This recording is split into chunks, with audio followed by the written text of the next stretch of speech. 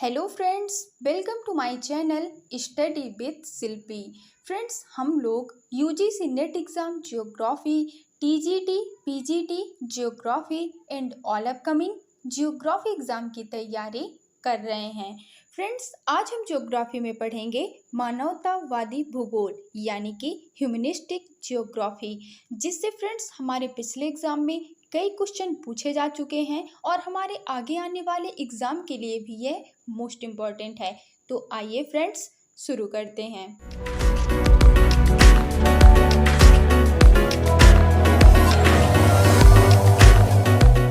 Okay friends, मानवतावादी भूगोल यानी कि ह्यूमनिस्टिक जियोग्राफी। मानवतावादी भूगोल का विकास 1960 के दशक के अंत में मात्रात्मक भूगोल एवं प्रत्यक्षवाद के विरोध में हुआ। नेक्स्ट पॉइंट है, मानवतावादी भूगोलवेत्ता मात्रात्मक क्रांति का विरोध इस आधार पर करते हैं कि यह सामाजिक मान्यताओं, प्रथा, परंपरा, मूल्य, सौंदर्य बोध जैसे मानवीय मुद्दों को महत्व नहीं देता है। नेक्स्ट पॉइंट है फ्रेंड्स, मानवतावादी भूगोलवेत्ता भूगोल के अध्ययन में मानव को सक्रिय एवं केंद्रीय भूमिका प्रदान करना चाहते हैं। इस प्रकार वे भूगोल का अध्ययन पूर्ण रूप से मानव के हित में करना चाहते हैं।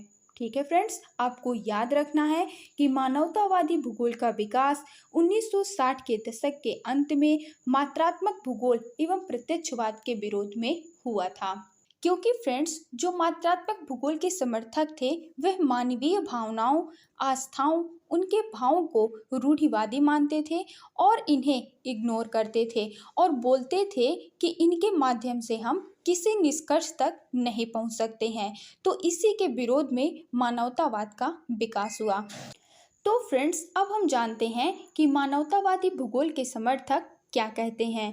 फ्रेंड्स, मानवतावादी कहते हैं कि ये जो मानचित्र है, ग्राफ है, समीकरण है, इन सब की सहायता से हम मानवीय भावनाओं को स्पष्ट नहीं कर सकते हैं। और फ्रेंड्स, ये सच में एक कॉमन सी बात है कि हम किसी की फीलिंग को ग्राफ में थोड़ी ना एक्सप्रेस कर सकते हैं।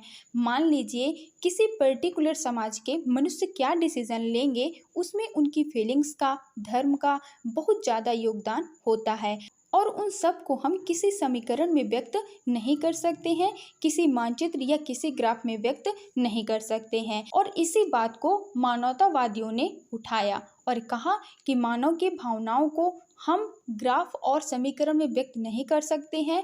इस आधार पर वो प्रत्यक्षवाद का और मात्रात्मक क्रांति का विरोध करते हैं।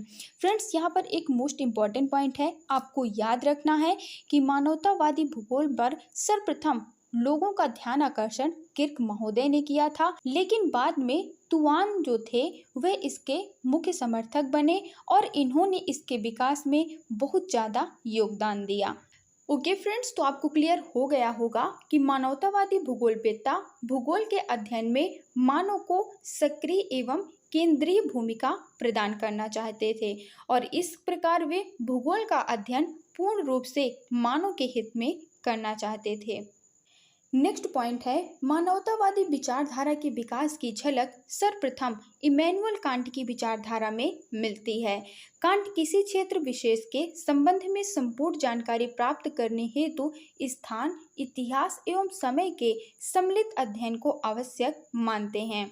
फ्रेंड्स, आपको याद रखना है कि मानवतावादी विचारधारा के विकास की जो सर्वप्रथम झलक है वह इमैनुअल कांट की विचारधारा में मिलती है। इमैनुअल कांट किसी क्षेत्र विशेष के संबंध में संपूर्ण जानकारी प्राप्त करने हेतु स्थान, इतिहास एवं समय के सम्मिलित अध्ययन को आवश्यक मानते थे। ठीक है फ्रेंड्स, नेक्स्ट पॉइंट है, ब्लास, फेब्रे, हार्टशोर्न, कार्ल सावर, किर्क और तुआन आदि विद्वानों के लेखों में भी मानवतावादी भूगोल की झलक देखने को मिलती है।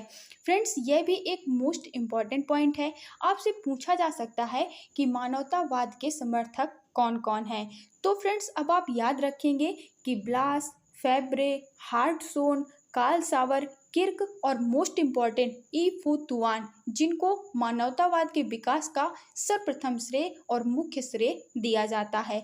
आदि विद्वानों के लेखों में मानवतावादी भूगोल की झलक देखने को मिलती है। यानी ये सभी भूगोलवेत्ता मानवतावाद के समर्थक थे और इन्होंने अपने लेखों में मानवतावाद के बारे में कुछ न कुछ जरूर लिखा है।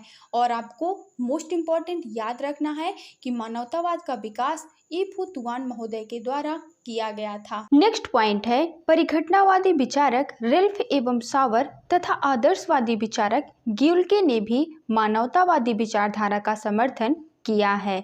मोस्ट इम्पॉर्टेंट पॉइंट है फ्रेंड्स, आपको याद रखना है कि परिघटनावादी विचारक कौन थे। तो परिघटनावादी विचारक थे रेल्फ एवं सावर। नेक्स्ट पॉइंट भी मोस्ट इम्पॉर्टेंट है, आपको याद रखना है कि आदर्शवादी विचारक कौन थे। तो आदर्शवादी विचारक थे ग्युल्के महोदय। और इसके अलावा फ्रेंड्स आपको यह भी याद रखना है कि रेल्फ एवं सावर तथा ग्युल्के ये तीनों ही मानवतावादी विचारधारा के समर्थक थे।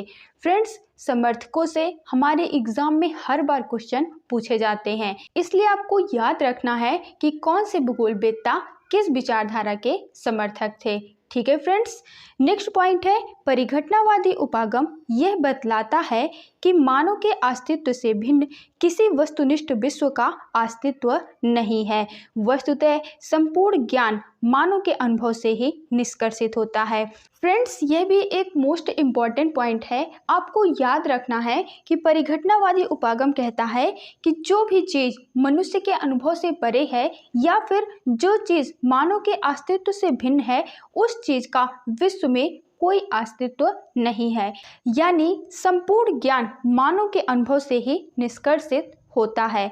ठीक है फ्रेंड्स, नेक्स्ट पॉइंट है, तुआन का यह मानना था कि भूगोल मनुष्य का दर्पण है जो मनुष्य के अस्तित्व तथा जीवन के सार को बतलाता है।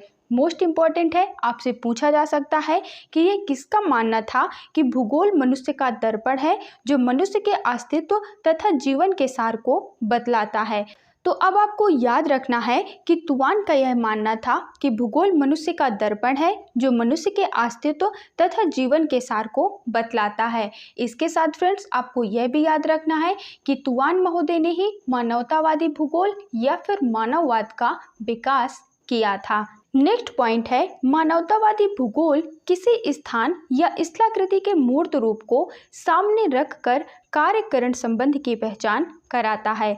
मोस्ट इम्पॉर्टेंट पॉइंट है, आपको याद रखना है कि मानवतावादी भूगोल किसी स्थान या स्थलाकृति के मूर्त रूप को सामने रखकर कार्यकरण संबंध की पहचान कराता है। नेक्स्ट पॉइंट है, वास्तविकता यह है कि मानवतावादी भूगोल सांख्यिकी एवं मात्रात्मक तकनीक के विपरीत सहभागी, पर्यवेक्षक, विचार विमर्श एवं तार्किक निष्कर्ष पर जोर देकर मानव तथा स्थान के बीच से संबंध को खोजता है। यह एक ऐसा दर्शन है जो वैज्ञानिक जांच के पूर्व विश्व के रहस्यों को उद्घाटित करता है।